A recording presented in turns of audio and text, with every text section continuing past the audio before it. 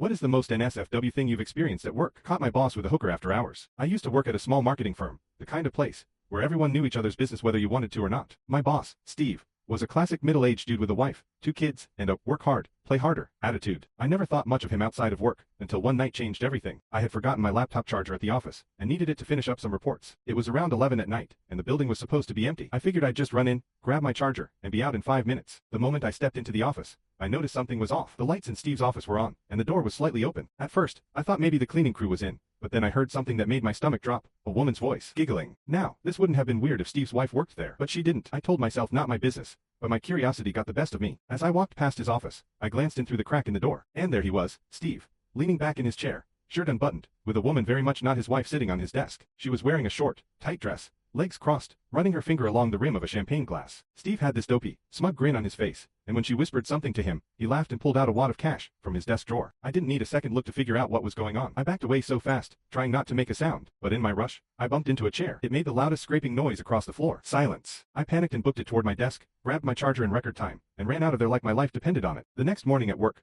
Steve acted completely normal, like nothing had happened. But when he saw me, he hesitated, just for a split second. It was enough to tell me that he knew I knew. We never spoke about it, and to this day, I have no idea if anyone else ever found out. But let's just say, I never stayed late at the office again.